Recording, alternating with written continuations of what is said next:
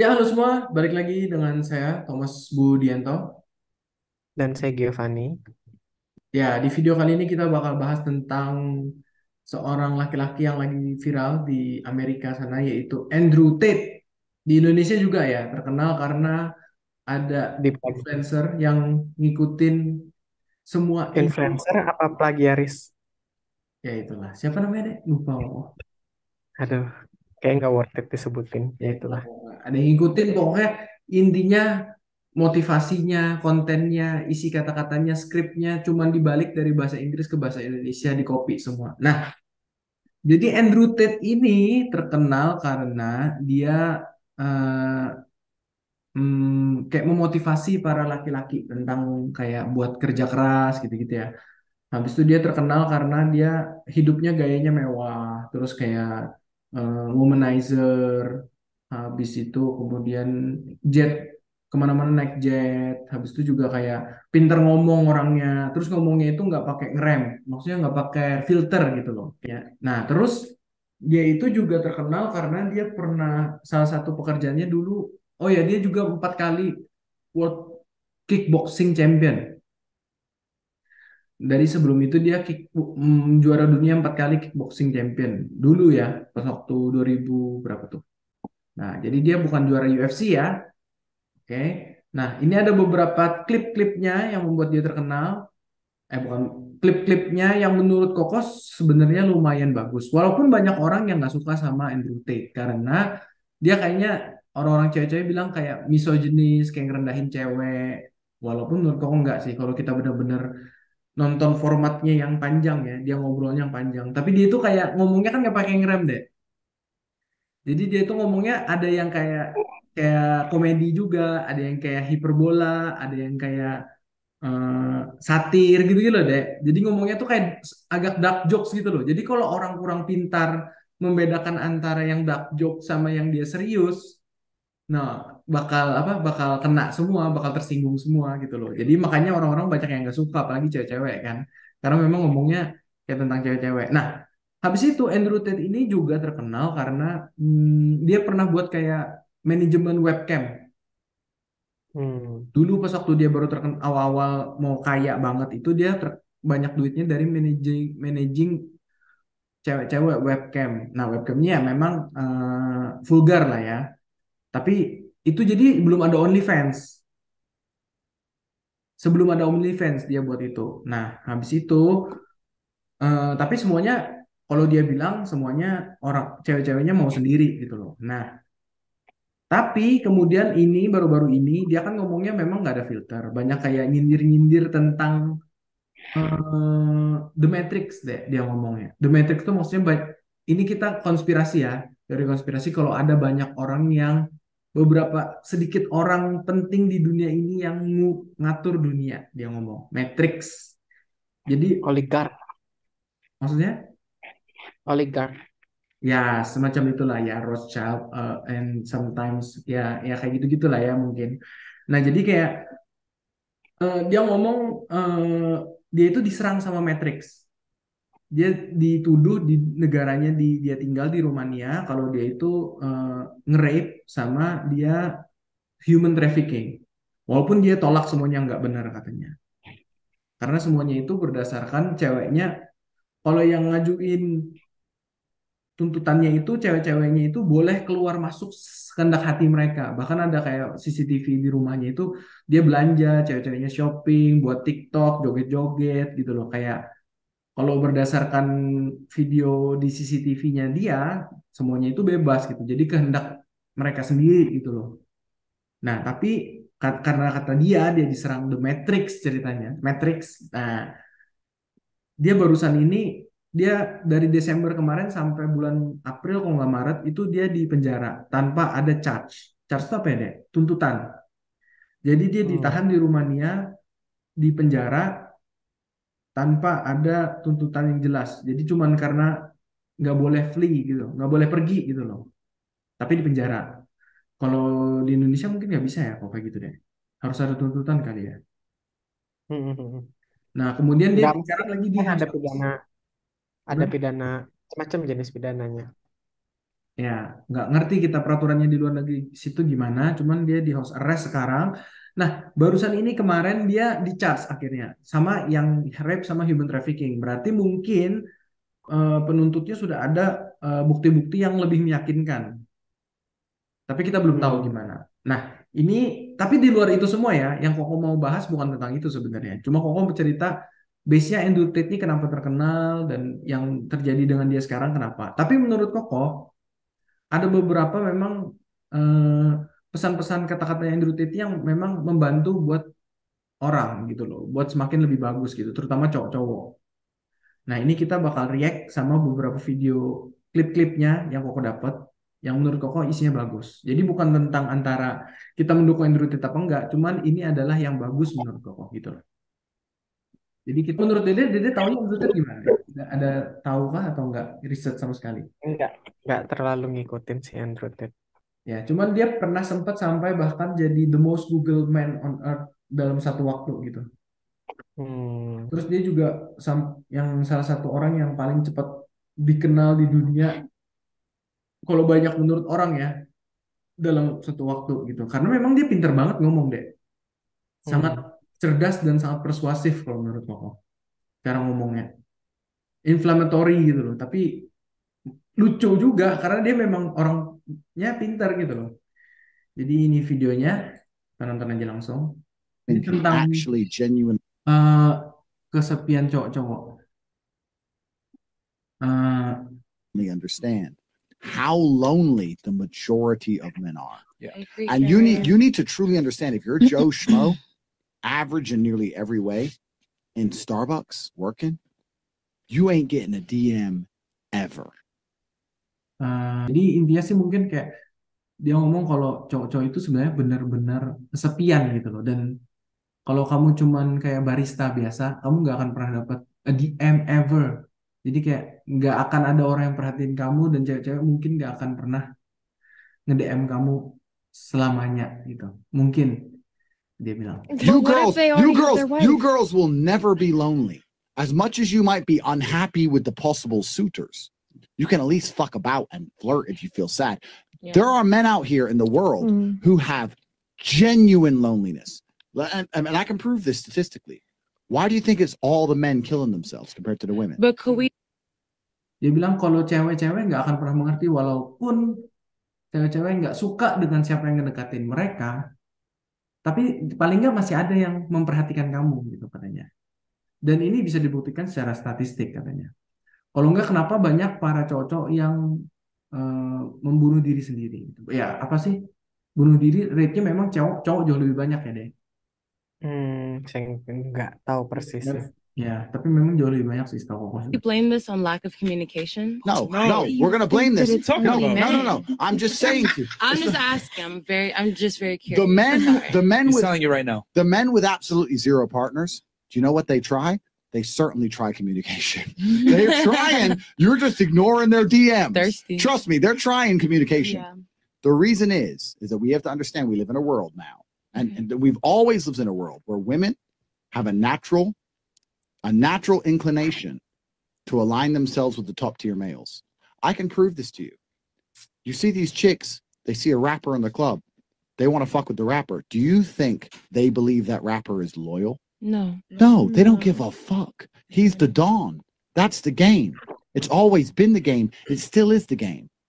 Karena kata dia cewek-cewek semuanya suka sama top tier, maksudnya cowok-cowok yang sudah mapan, sudah terkenal gitu loh. Dan cewek-cewek apakah bukan peduli ya, mungkin apakah pikir kalau cowok-cowok yang sudah di atas itu bakal setia?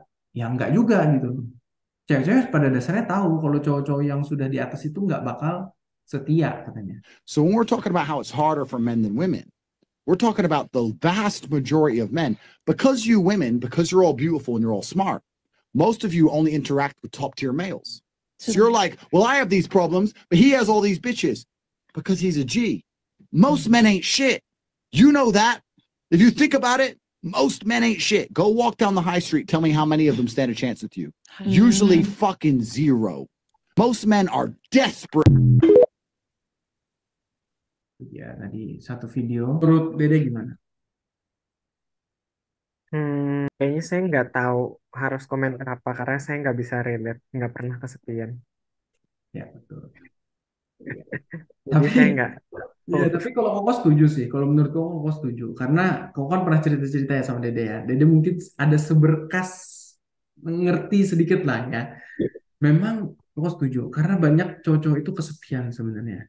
Dalam artian Koko yang bisa dibilang eh, bukan top tier man, bukan orang yang sangat terkenal ataupun sangat kaya ataupun juga ganteng juga enggak, ya biasa aja gitu ya. Tapi Koko pernah merasakan kalau cewek-cewek itu cuma ngelihatnya yang kalau kita di sekolah deh, kita di sekolah hmm. analoginya, cewek-cewek itu cuma tertariknya sama yang atlet gitu kan, ketua OSIS gitu kan, atau kayak kakak-kakak kelas yang terkenal atau yang naik mobil, ya kan, atau yang Hmm. kayak juara kelas. Ya, jadi yang lainnya yang nggak seperti di antara orang-orang ini nggak dapat apa-apa atau bahkan kayak nggak ada yang memperhatikan itu cuma di sekolah. Kalau di dunia nyata lebih kelihatan lagi. Yang diperhatikan cuma bos-bosnya aja. Kalau Ya, kita ke toko atau misalnya kita ke kantor gitu, yang dilihat tuh cuma manajernya, ya kan, yang direkturnya, yang staff-staffnya, yang pekerja marketing, yang dilihat marketingnya atau yang kayak adminnya gitu nggak ada yang siapa yang memperhatikan mereka. Atau bahkan kalau kayak kita ke warung, ke Alfamart, Indomart gitu, siapa yang bakal memperhatikan cowok-cowok itu ya? Kalau cewek-cewek mungkin agak beda karena makanya mungkin kalau cewek-cewek pasti ada yang ngedeketin walaupun mungkin menurut Koko yang ngedeketin mereka ya memang beda-beda. Kalau yang cantik yang ngedeketinnya bermacam-macam. Walaupun dia kerjanya di Indomaret juga atau Alfamart juga. Tapi kalau misalnya dia jelek ya memang yang ngedeketinnya nggak banyak. Cuman selalu ada yang ngedeketin tetap. Walaupun nggak sesuai dengan harapan. Jadi menurut kau kayak memang persaingannya lebih berat kalau jadi cowok. Make sense nggak deh Mas Koko? Karena kan kita kan yang menghan kan sebenarnya cowok itu. Kita yang kayak mengejar gitu loh. Di mana-mana kan cowok yang mulai duluan yang ngejar. Kalau cewek kan tinggal ya, oh, orang itu aneh, nggak nggak mau orang itu kayak nggak ada duit. enggak juga. Menurut saya tergantung budaya dan lokasi. Contoh kayak cewek Surabaya sama cewek Jakarta beda. Cewek Surabaya kembali ya ini bukan mengeneralisasi, tapi kebanyakan tidak berarti semua itu lebih princess wannabe. Jadi kalau Ya, diajak ngomong jawabannya satu arah, kayak orang interview. ya, Kamu anak mana? Yang kayak katanya Hao bahas itu. ya. Nah, Oh ya anak sini. sepatah-sepatah Terus sepatah ya. ya, tapi kalau mungkin kebanyakan kembali bukan generalisasi. Kalau cewek dari Jakarta lebih ada interaksinya. Hmm. Tuh, jadi tidak menutup kemungkinan cewek dari daerah lain pun yang lebih maju dan budayanya memang tidak sedemikian rigid bisa memungkinkan untuk cewek yang duluan. Ya, ya, ya. Koko setuju. Cuman menurut Koko bedanya adalah sama aja sebenarnya. Karena Koko tahu di Jakarta juga Princess Wannabe juga. Cuma bedanya deh, yang membedakan bukan daerah ceweknya di mana atau budayanya enggak. Karena semuanya cewek. Yang membedakan adalah kaliber cowok yang ngajak ngomong siapa. The Hmm. kaliber cowoknya itu loh, levelnya apa? Kalau cowoknya terkenal atau ganteng atau cute lah menurut mereka. Nah, bisa jadi ceweknya ngedeketin duluan, bisa jadi malah yang ngajak ngomong duluan, yang flirting flirting duluan bisa jadi, yang nge-DM duluan bisa jadi. Cuman itu cuman segelintir cowok-cowok yang memang top kalau menurut Koko. Jadi sebenarnya sama aja karena kan dia yang ngomong itu kan di Amerika bahkan bukan di Indonesia bahkan. Tapi sebenarnya kalau menurut Koko, pengalaman Koko sama aja.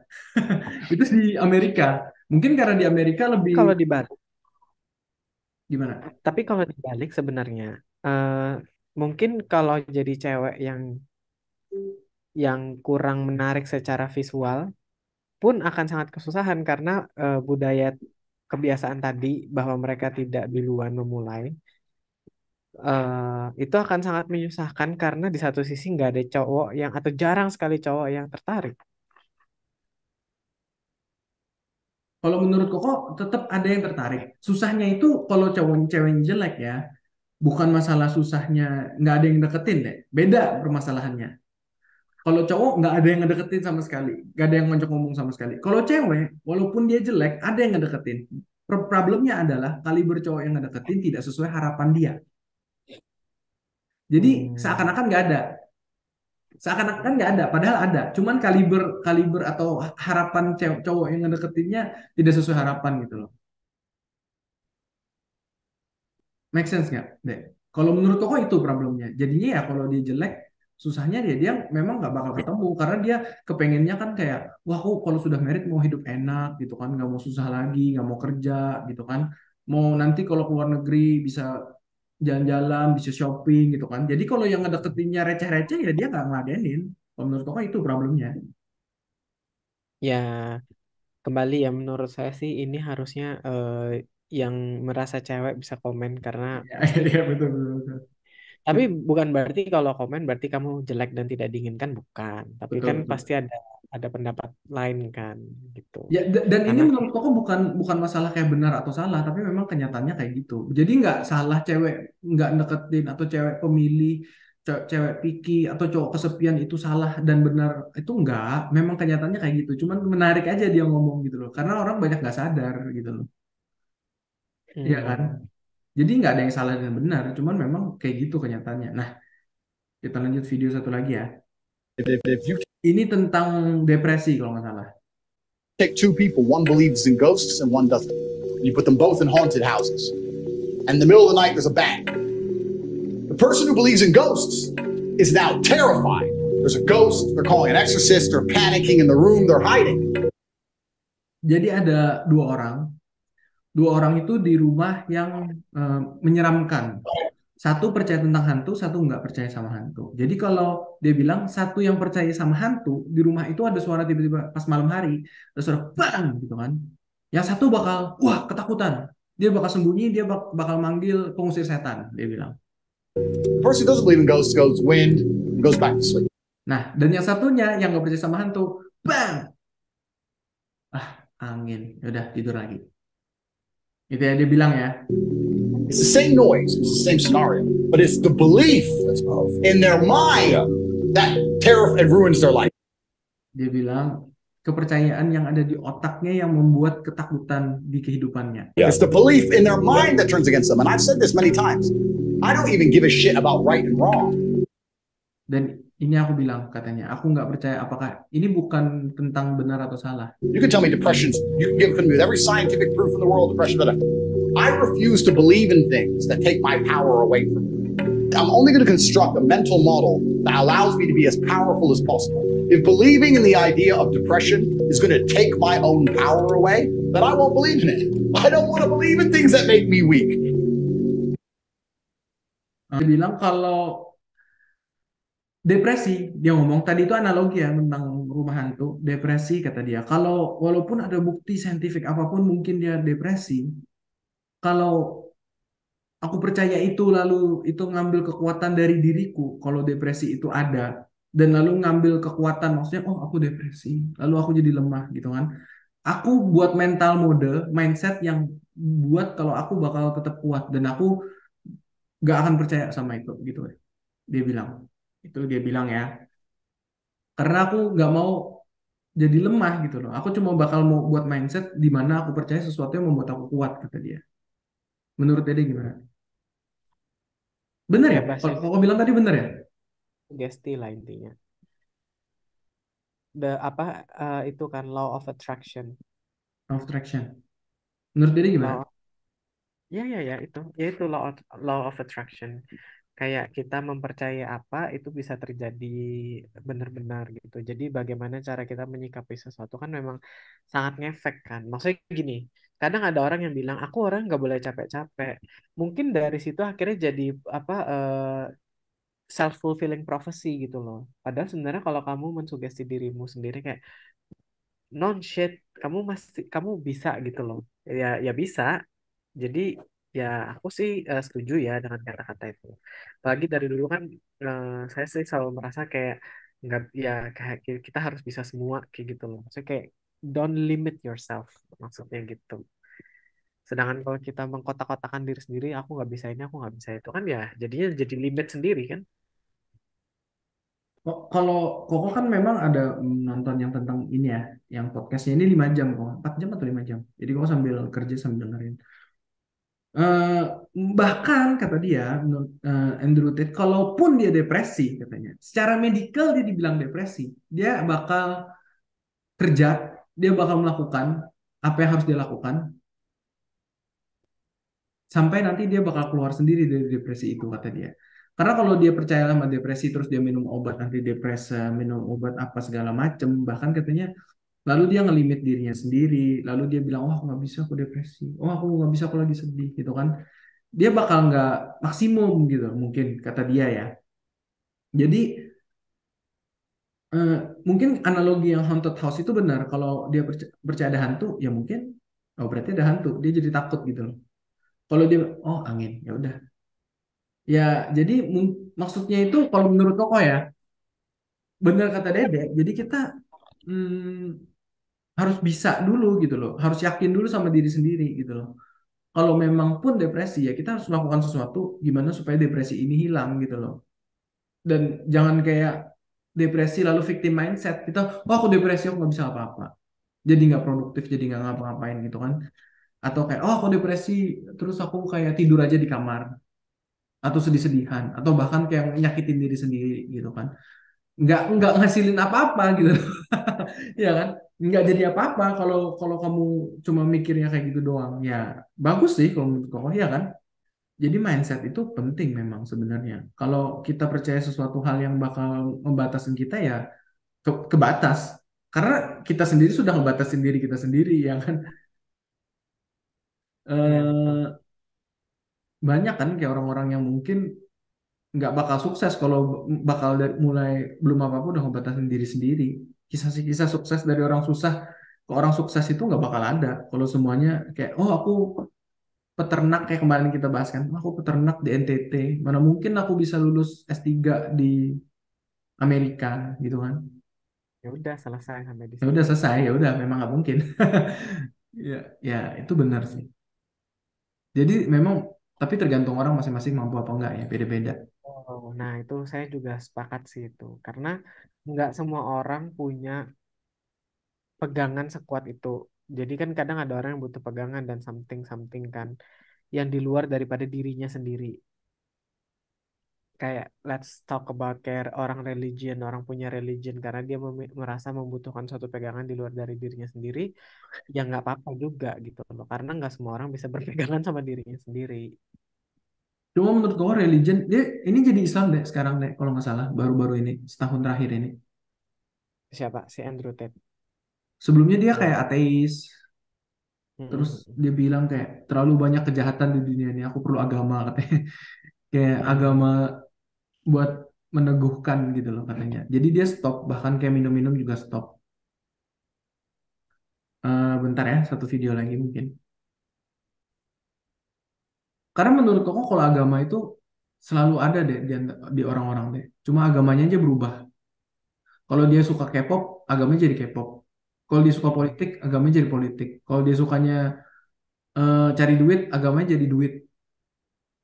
Ngerti ya Mas Koko? Jadi sebenarnya semua orang tetap bahkan bakal cari agama masing-masing.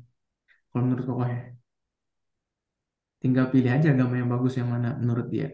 Ini video satu lagi. I think the most dangerous men on earth are the weak men. If you look at men who have no emotional control, because that's what they're trying to teach us to have. They're saying, listen, you're a man, you're allowed to just cry all the time and have no emotional control and just react to your emotions. Do you know what happens when you tell men to just react to their emotions? Anger. You have school shootings, you have rape, you have violence. That's what happens when you tell men to have no emotional control. Saya nggak paham. Orang nggak punya orang karena dia nggak punya emotional control. Tidak bisa mengontrol emosinya. Terus jadi weak man, terus dia jadi dangerous gitu kah? Ya, karena kan kemarahan deh. Kalau dia ngomong di Amerika, orang-orang yang tidak cowok-cowok yang tidak punya kontrol emosi itu orang-orang yang nembak-nembak di sekolah, orang-orang yang melakukan pemerkosaan, orang-orang yang melakukan apa tadi dia bilang? Ya pokoknya kayak kriminal-kriminal gitu. Kriminal-kriminal lah mungkin kayak perampokan segala macam. Karena dia nggak bisa kontrol emosinya kan. eh Yang mereka mau di antara kita. Kalau ya benar. dia ngomong, Cuman ada juga yang memang karena dia motifnya nggak karena marah. Bisa juga karena desperate, nggak tahu alasan apapun atau gangguan jiwa atau ya macam-macam lah ya faktornya. Belum macam-macam tentu bisa karena jadi, marah. benar. Tekanan ekonomi bisa. Cuman yang dia ngomong tetap tetap valid kalau menurut Koko. Orang-orang yang lemah dan tidak punya kontrol emosi yang bagus, wah nangis aja, marah aja gitu, nggak masalah. Lakukan aja semua yang kau mau sesuai dengan apa yang kamu rasakan gitu kan. Memang berbahaya itu menurut Koko. Karena ya itu tadi yang teriak-teriak di kalau di Indonesia nggak ada yang nembak-nembak sekolah ya. Karena kita nggak bolehin punya senjata sembarangan itu, tapi yang kayak lempar-lempar barang, yang marah-marah di mana-mana gitu kan tanpa ada kontrolnya itu menurut koko, atau ada yang kayak di Bali yang nusuk orang, ada kan yang kita bahas kemarin videonya, Ah, yang kita kemarin ada bahas deh, yang dia nusuk pokoknya ada lah ya. oh, Habis itu kan ada juga yang bule kapan hari marah-marah sama yang punya kos, itu kan nggak punya kontrol emosi pasti. Kalau dia agak pinter sedikit ya ngomongnya baik-baik. Ini kan yang punya, ini kan yang punya kosnya dia. Ini kan dia tamu tamu di negara orang gitu loh, iya kan? Atau yang bahkan kayak memperkosa anaknya sendiri segala macam. Amit-amit ya, amit-amit ngeri banget. Cuma maksudnya itu kan semua orang-orang yang nggak bisa ngontrol nafsu dan emosinya gitu loh, iya kan? Make sense loh. Jadi sebenarnya ada yang bagus kan yang dia ngomongin ini, iya nggak sih? Kalau dari klip-klip ini ya, memang ini klipnya yang bagus kalau menurut Koko. Oke. Gimana menurut Dede tentang Andrew Tate? Jadi ini kok perkenalkan dengan Andrew Tate, tapi yang bagus doang. Gimana? menurut saya punya substansi dan punya bobot, tapi eh tetap aja cara mendeliver sesuatu itu penting supaya audiens itu bisa menerima dengan baik. Gitu Mm. sih. Menurut saya terlepas dari budaya apapun ya, saya dari budaya apapun di dunia orang akan tetap lebih senang mendengarkan sesuatu yang lebih nyaman untuk didengarkan tanpa menghilangkan substansi ya. Tapi substansinya menurut saya dia tetap bagus dan berbobot. Bisa diambil asal kuping nggak panas. Tapi iya Kalau bisa orang diambil kalau orang asal bisa kuping nggak mengontrol panas. emosinya, balik lagi. Kalau yang dengerinnya agak gampang ke trigger, nggak bakal masuk substansinya. Cuman dia memang, menurut Koko, dia ini memang sengaja deh supaya orang dengerin dia. Jadi dia sengaja kayak teknik marketing deh. Ya Dia pernah sama bilang kayak, kalau dia mediocre kan dia nggak dapat attention juga kan. dia pernah bilang deh, daripada dia bilang misalnya nih, dia ada di video yang dia podcast itu, daripada dia bilang cowok itu secara fisik lebih kuat daripada cewek secara biologi. Make sense kan? Bener kan? 90% cowok-cowok memang lebih kuat daripada cewek secara biologi. Tapi dia nggak bilang gitu katanya. Dia bilang cewek itu lemah. Langsung semua orang ke trigger. Wah, ngerti gak deh? Oh, cewek itu lemah. Langsung semua orang ke trigger. Itu teknik marketing katanya. Dia bilang, dia memang sengaja ngomong kayak gitu. Ya, cuma bener sih kata Dede. Kalau orang-orang yang, ya, dia memang target audiensnya memang cowok sih kayaknya menurut gue.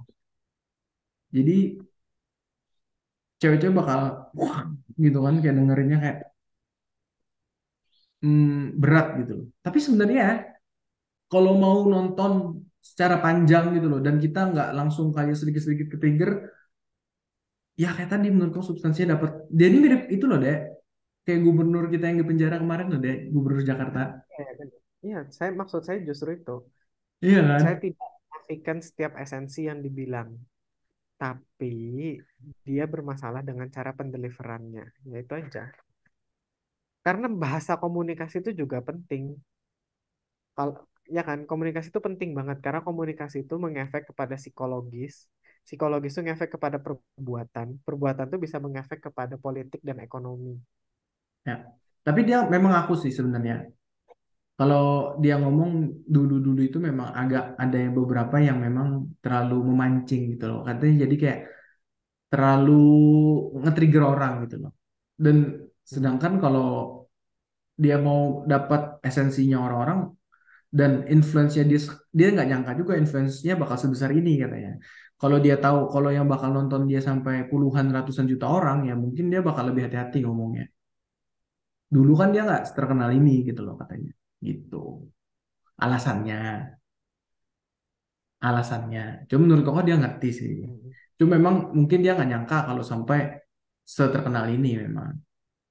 Karena kok lihat, misalnya kayak dia ada di interview BBC akhir-akhir ini ada. Kok lihat video-video BBC, itu yang nonton paling 100.000, 10.000, 20.000. Yang nonton dia tuh jauh lebih banyak deh memang. Interview sama dia.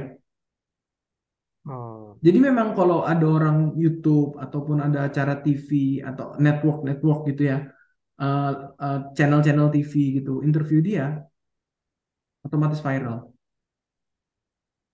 Karena orang sudah, jadi dia kayak lagi panas gitu loh deh. Jadi ini kan si Andrew di charge ya sama yang akhirnya di charge setelah beberapa bulan, 4 bulan lebih mungkin. Oh dia dan nanti kita lihat hasilnya gimana. Nanti kita bahas lagi gimana menurut dia. iya ya. Oke, Mm-mm. cukup oke kok. Cuman di Indonesia memang kurang viral aja. Iya Coba karena deh bahasa ya. ya, coba deh YouTuber yang lain coba apa diplagiat lagi biar naik Android Tech. Ya benar ya. YouTuber-YouTuber lain silahkan plagiat Andrew, tapi di bahasa Indonesia kan. Karena orang Indonesia memang tetap 90% belum bisa bahasa Inggris dengan lancar gitu. Coba diplagiatkan lagi deh, rame ntar Android Tech. Iya, iya. Oke, oke, oke. Oke, kalau gitu teman-teman, gimana menurut kalian tentang Andrew Tate? Silahkan share, like, dan komen. Menurut kalian gimana tentang Andrew Tate? Suka apa nggak suka? Terus pesan-pesan yang tadi, klip-klip yang kita kasih lihat bagus apa enggak? Terus ya gitu. Kita nggak membela, cuma memang di video yang ini, yang sedikit klip potongan ini bagus intinya. Gitu loh. Jadi, oke, sampai sini dulu videonya. Jangan lupa subscribe, like, dan komen, dan see you at the next video. Bye-bye. Bye.